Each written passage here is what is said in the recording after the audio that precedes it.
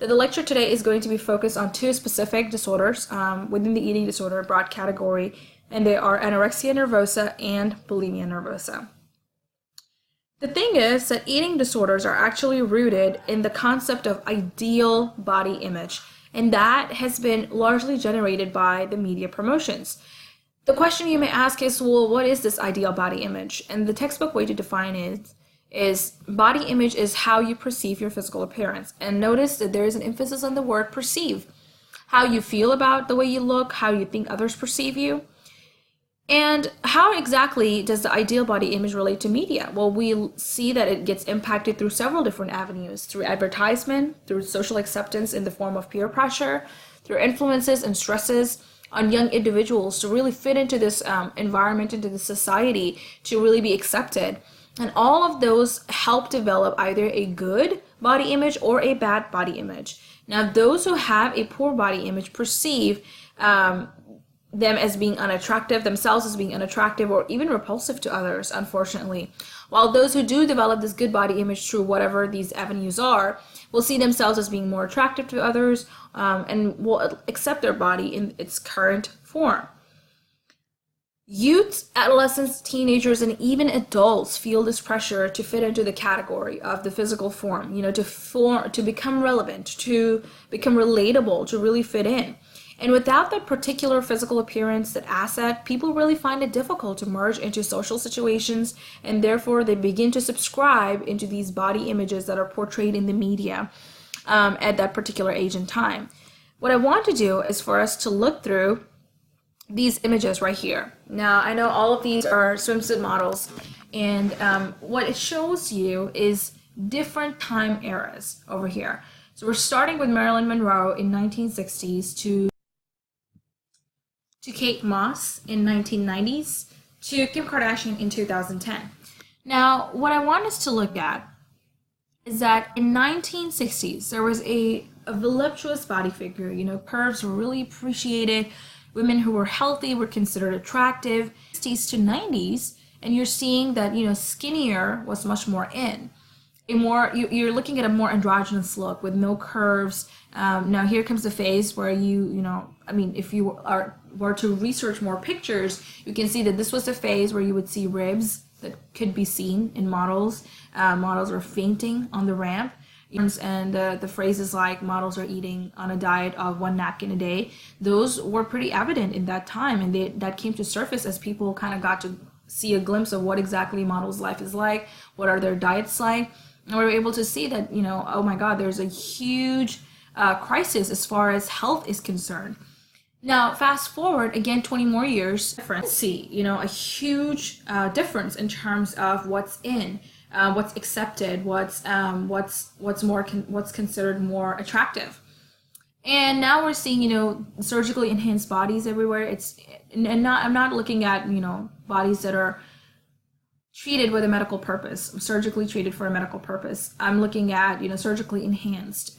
So we're looking at more boob jobs, we're looking at more butt jobs and things like that, and it has been made common by reality TV celebrities like Kim Kardashian.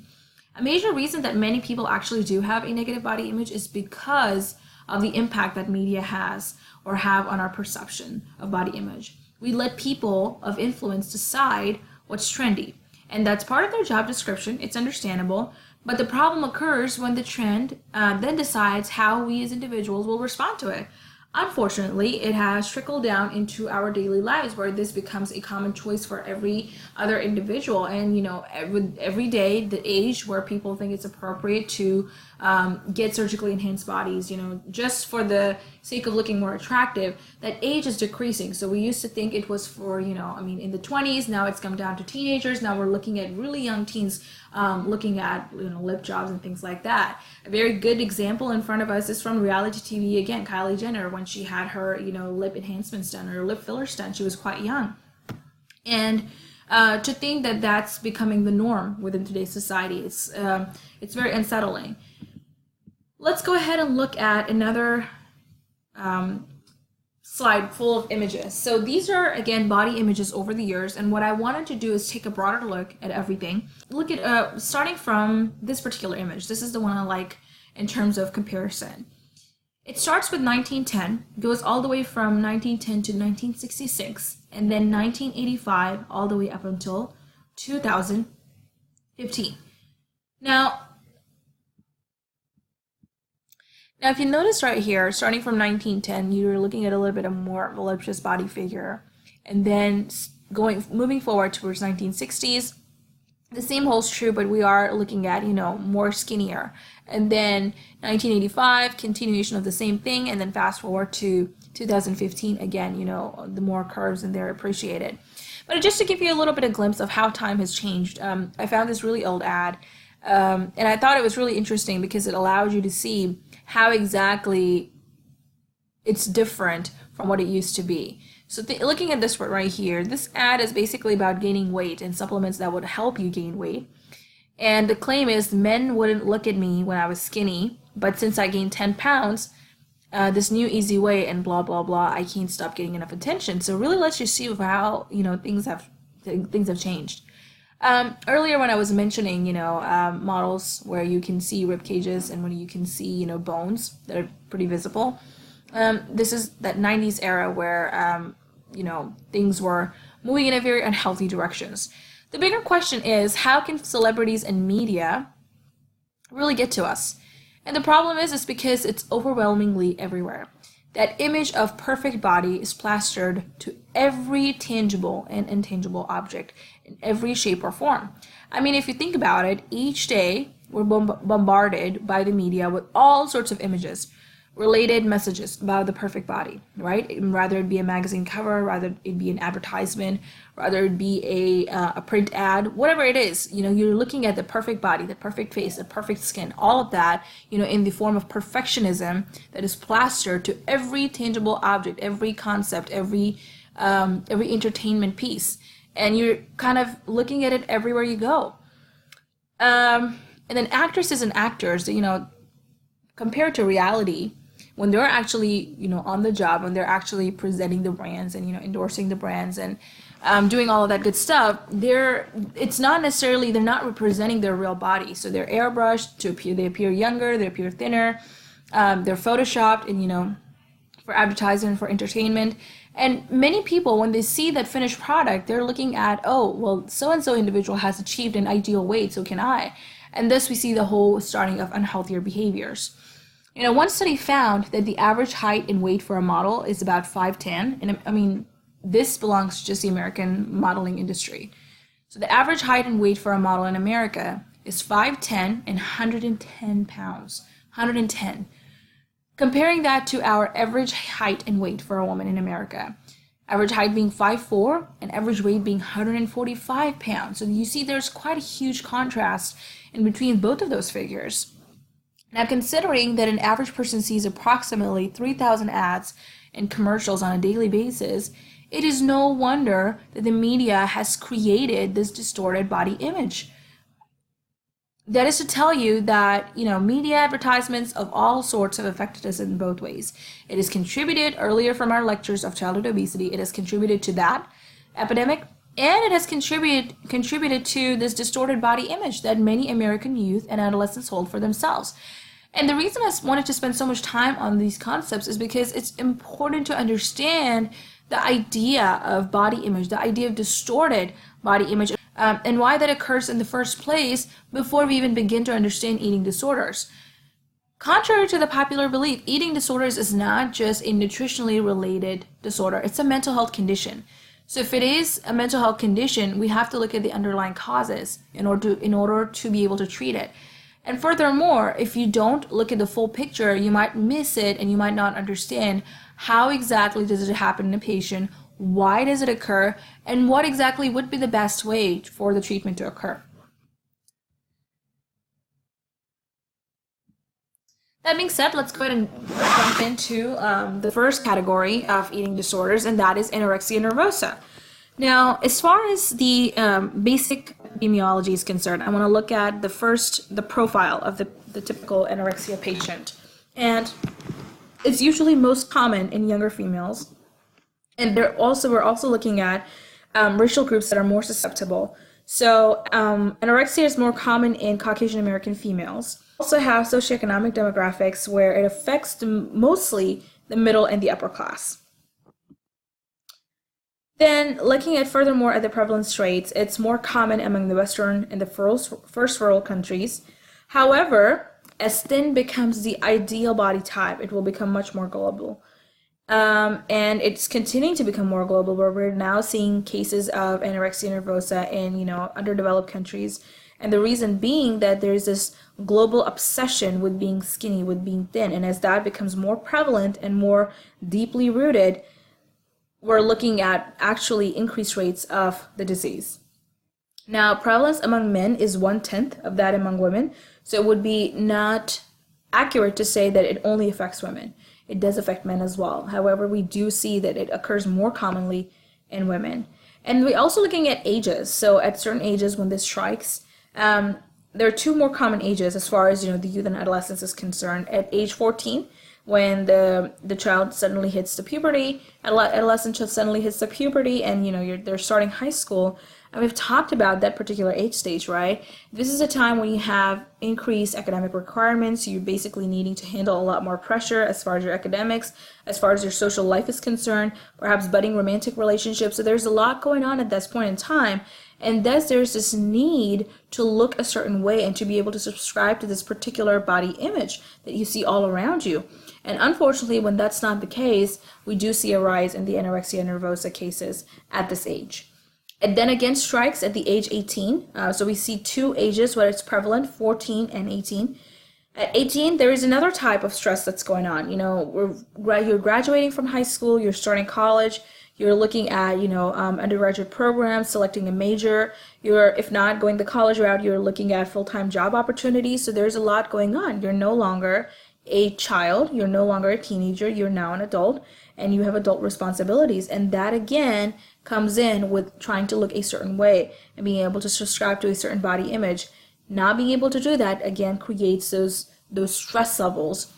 That is why we see such a high prevalence rate at this age as well. So looking at the signs of anorexia, there are 12 basic signs, but what I want to do is kind of walk you through each one of those signs. The first one is a distorted body image, and that often occurs in a short period of time. And you'll notice that despite the patient being extremely thin, patients with anorexia often talk about feeling fat, feeling bloated, and they actually express real anxiety, stress, and worry about gaining weight. And that is the first sure sign where the patient doesn't necessarily see themselves in the same way as they look. If you remember from the documentary, recalling it from the documentary Anissa's case, where a healthcare professional had asked her to draw her body figure on the wall, and she drew somebody that was actually a lot bigger than her own body size. And that was because that's how she saw herself. So the distorted body image is not necessarily where... The best way to explain it is in the distorted body image, what you see and what you perceive is not connected. We also see sign number 2 is wearing baggy clothing. So a question to ask is, does the patient wear a coat even in a warm weather? Oftentimes patients with anorexia often try to hide their weight loss by wearing coats, baggy clothing, dressing in layers. And despite bundling up, they often feel cold. And that is because losing all that weight allows you to feel cold, even though the weather would be, really nice, it would be really sunny, you would feel cold. Now, the next sign is social withdrawal. You do see that women, the documentary specifically focused on women, and I would like to draw upon that, those experiences to really allow you to connect to the signs of anorexia.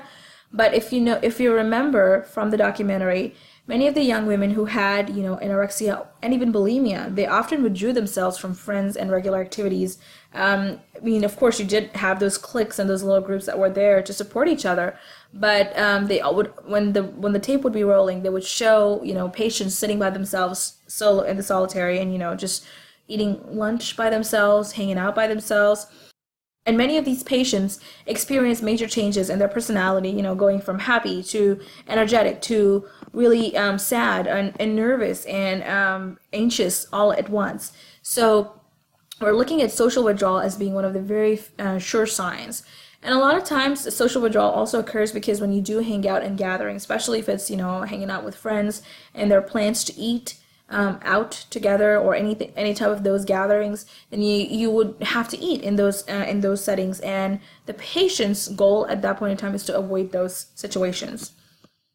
We're also looking at bizarre eating habits. Now, what do I mean by that? So cutting and organizing food on the plate, chewing the food a certain number of times before you finally swallow it, dieting exclusively based on very low calorie items. And I'm not saying like, dieting to lose weight, but your regular food diet is based on low calorie items like raw vegetables, like having a salad for breakfast, lunch, dinner, just comprised of raw vegetables.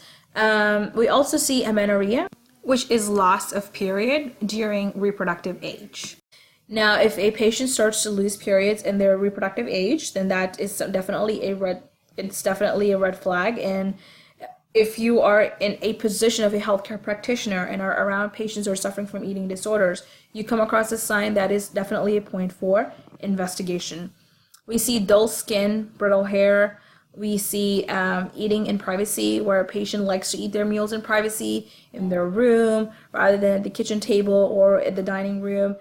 We're looking at less than 1,000 kilocalories per day, and that is definitely, if that is noticeable on a regular basis, that is definitely a point of investigation. So a lot of times a patient likes to eat in privacy in order to avoid those conversations. The patient tends to avoid fat or any kind of diet or any kind of foods that have fat. They tend to follow a very vegetarian lifestyle or identify or try to avoid high fat proteins. You also see laxative abuse that commonly occurs in anorexic patients. They're looking at furry skin, stomach trouble, food obsessions, and things like that. So I would say the first 8 are some of the very common signs that occur in most of the anorexia patients. We also want to look at some of the other habits as well. So patient eliminates food from their diet very gradually. And what do I mean by that? So, 300 to 600 calories a day is usually the norm for anorexia patients. But if you remember Alyssa from the documentary, she had a restrictive diet of about 200 calories per day. And what does restrictive means? That means she just basically holds out. She does not eat until she really has to. And when she would have to eat, she would go on those binging episodes. If you remember, she talked about it in very detail of how exactly it occurred. And it really allows you to see what is the mindset, what are the emotions that the patient is feeling at that point in time before they engage in a binging episode, and how long have they been holding out, or how long have they been on a restrictive diet. Usually she's on a 200 calories per day where she would eat, cucumbers or things like that. The patient also engages in excessive exercise, which means not your regular cardio or, body workout, high strength training and things like that. It's like 4 to 5 hours of, exercise at different intervals in the day, which is definitely not healthy. We also tend to see that patients usually like to cook for others because it kind of takes away, psychologically, that takes away the desire to eat, really. The patient might be hungry but refuses to eat as well. So just some of the additional habits that we want to be mindful of when we're looking at anorexia patients. In addition to that, like I said earlier, a patient devotes more time to organizing and arranging each meal. You're also looking at, definitive weight loss, right? And less than 85th percentile is expected. In childhood and early adolescence, failure to make expected weight gains instead of weight loss may occur. And we've covered that in our earlier lecture. So something to be really mindful of is in children, you may not actually see direct weight loss. You may not be able to make the expected weight gain consistently. And that is definitely a sure sign and a point of investigation. There's also, it impacts, possible growth in prepubertal children where you're seeing stunting that is possible.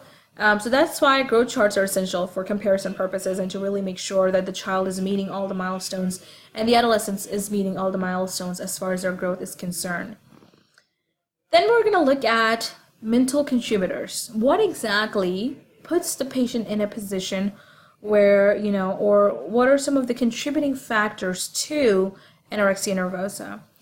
And I've touched upon this one quite a bit in other slides, but the first one is obsession with the idea of perfectionism.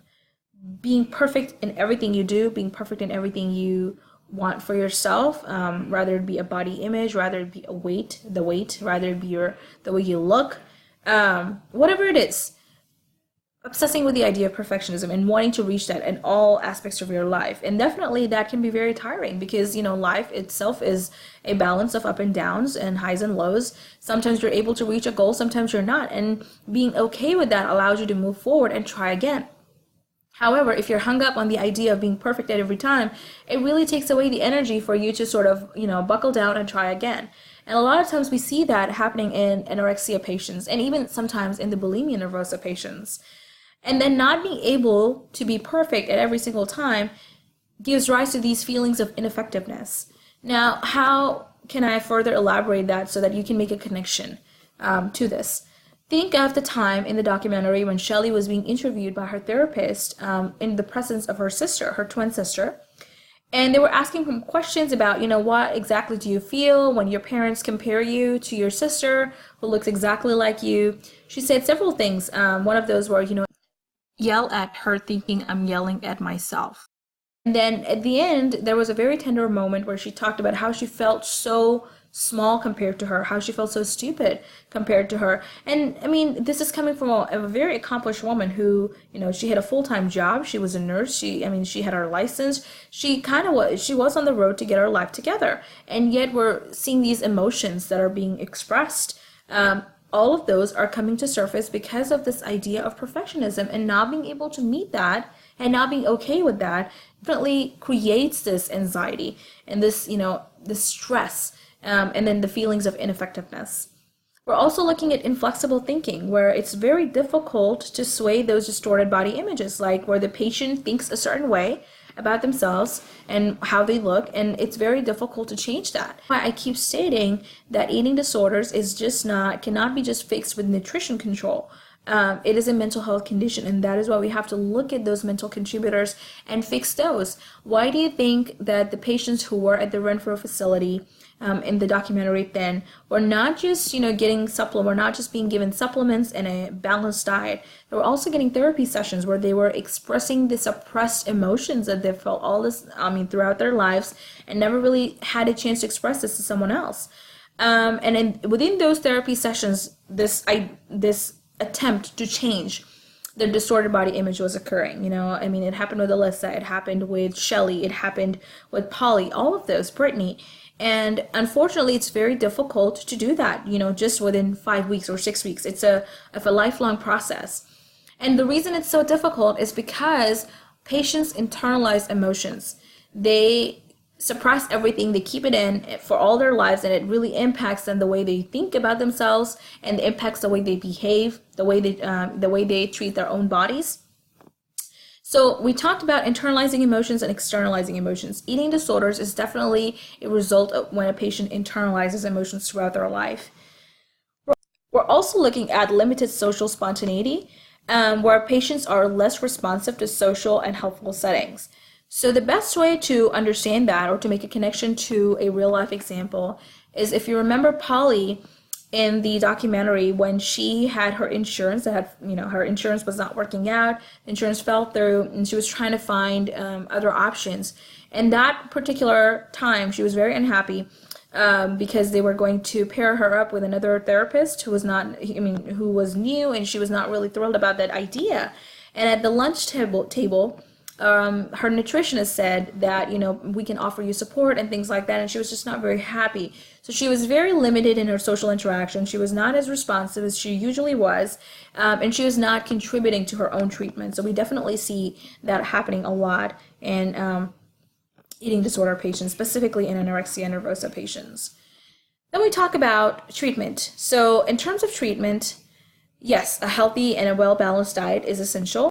Ultimately want the patient to gain weight, percentile of their weight, especially, in cases of Shelley and Polly, who are on the very, very low side of the weight. You want them to gain weight in order for them to thrive and survive ultimately down the road. You want to raise their BMR, increase their food intake. You want to prevent further weight loss. You want to, most importantly, eliminate harmful food habits. And that is just not what you see on the table, but things that are occurring inside in your head. that are causing this eating disorder. So you want to eliminate all of those. And I mean, of course, making sure that the patient is engaged in psychotherapy, family therapy, any kind of therapy session that is fruitful to their improvement to promote an overall healthy weight gain and overall healthy behavior. I wanted to talk about this study on a genetic link where identical twins have a higher chance of eating disorder. So remembering Shelley from, again, the documentary Thin, where her eating disorder was rooted in her constant competition and then, that leading to a low self-worth compared to her sister, who was, on the surface, on the times that we saw her on the documentary, was doing just fine. Why is it that fraternal twins are less likely to have an eating disorder, whereas identical twins are more often or have a higher chance of eating disorders? And again, the question is answered in the idea that they look exactly alike. It's this need to look different. It's this need to distinguish yourselves from the others and to be different.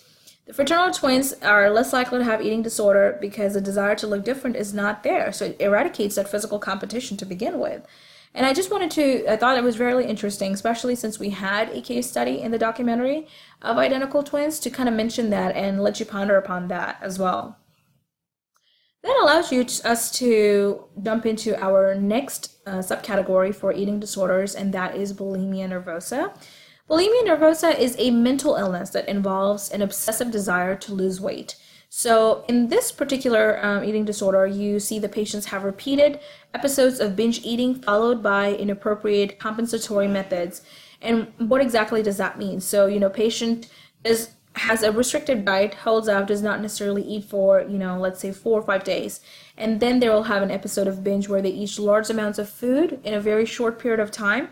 And then they will engage in compensatory methods. And what that means is getting rid of everything that they ate. And those compensatory methods are either purging, self-induced vomiting, and other things that we're going to discuss as well. We also see in bulimia patients abuse of laxatives, diuretics, enemas. We do see fasting or spaced meals, so that is that restrictive diet that we talked about earlier. It could be that the patient is, consuming little amounts of food, or it could be that they're completely not eating anything for, a very long period of time. Like 4 days, 5 days. That's a very, very long period of time without any foods. We also see bulimic patients, again, engage in excessive exercise, like 3 to 4 hours per day. As far as the prevalence rate is concerned, it impacts about 5% of high school women, but impacts 20% of college women. So, it is very prevalent in college, in this subcategory of college, of women attending universities. Then we see that 50% of anorexia nervosa patients develop bulimia. And how is that? So anorexia is where you completely restrict all kinds of diet. And a lot of times what happens is patients transition from anorexia to bulimia, where they'll they'll transition into not just eating, to not eating for, 3 days and then engaging in a binge episode. Because, you're not going to be able to survive if you are constantly engaged in an anorexia nervosa diet, which is practically just not eating a lot at all. And that's why the mortality rates are also high for anorexia nervosa rather than bulimia. What are some of the at-risk groups within the college population? So we're looking at our athletes, we're looking at actors, we're looking at dancers, wrestlers, runners, anything and everything that has to do with the physical performance, where weight kind of matters a lot. We're looking at those groups that they're definitely at high risk for this condition, and also within these subpopulations, or within these groups, we do see the prevalence rate that is rather high. The hypothetical profile of a bulimic patient. So they're usually young, usually female, and adults and college students. So it's the young female college student. They may be predisposed to becoming overweight. So if you recall, in the case of Brittany and Elise from the documentary Thin, they, in childhood, were overweight. And in order to fix that, they started engaging in, restricting foods, and then it kind of got extreme, and then it got very extreme, where, they ended up in the facility for eating disorder. So they went from one extreme to another extreme. Now, little above normal weight is what we're going to see in the bulimic patients, and that is why it's a little bit difficult to identify And that is because it's not the typical anorexic patient's profile where you see, extreme weight loss, you see bones. It doesn't actually look like that. Bulimic patients have a weight that is a little bit above normal. If you recall, patients like Elise from the documentary, she was suffering from bulimia nervosa, and she looked, weight-wise, she looked pretty good. She did not look like she was restricting herself because, there was a 3-day period where she would not eat, followed by binging. We also see that patients engage in impulsive behavior a lot more. And that's why, because of the little above normal weight, bulimia nervosa often goes undiagnosed.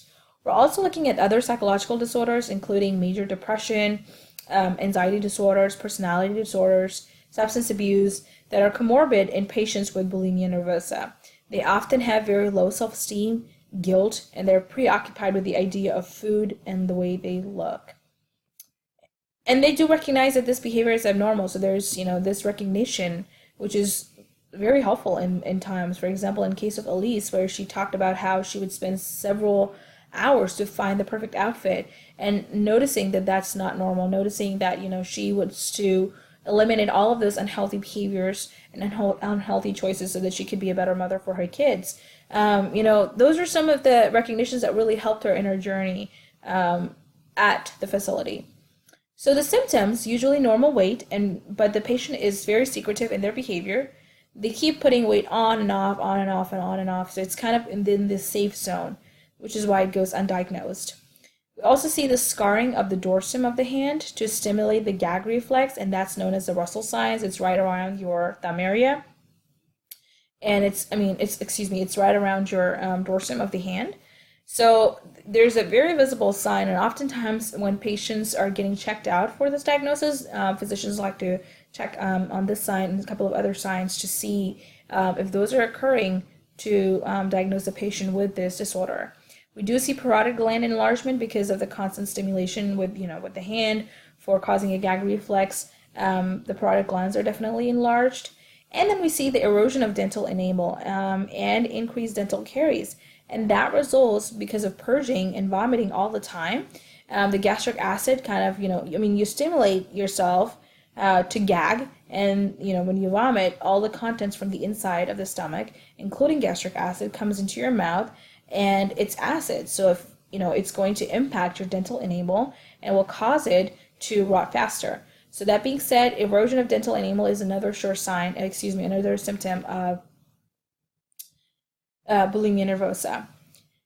Now we're looking at binge, and what exactly is it? Why does it occur? So it occurs in the patient to release stress. It occurs.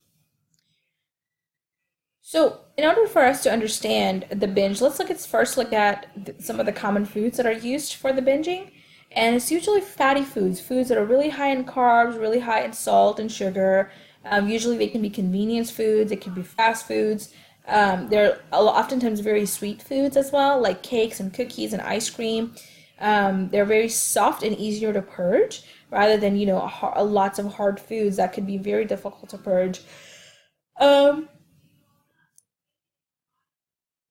For example, Elise and Thin actually went to several fast food chains and grocery stores, coffee shops, cafes during our binging episode, and she would get a whole bunch of food and try to eat all of that. And those were, all the foods that she would be restricting herself from during her restricting episode. So those are some of the foods that the patient eats during the binging episode. Now, the eating behaviors in general, they're very unusual or ritualistic, which means organizing the food in the plate a certain way, chewing the food a certain amount of times, unusual food combinations. We're looking at excessive spices, seasoning, vinegar, lemon juice, non-calorie sweeteners to, increase and enhance the taste. And we also see meal spacing that occurs. There's a length of time that is allocated for a meal. So if a patient decides to eat one meal a day at like 5 p.m., that is the allocated time for that meal, and that meal is going to be spaced out by the previous meal, which was 24 hours before. So there's definitely a longer time in between meals. In bulimia nervosa patients, they tend to eat quickly with whatever that is on their plate, whereas anorexia patients, we see that they engage in, a longer period of time as far as their meal consumption is concerned. They eat excessively slow with repeated water breaks just to make sure that they don't eat as much.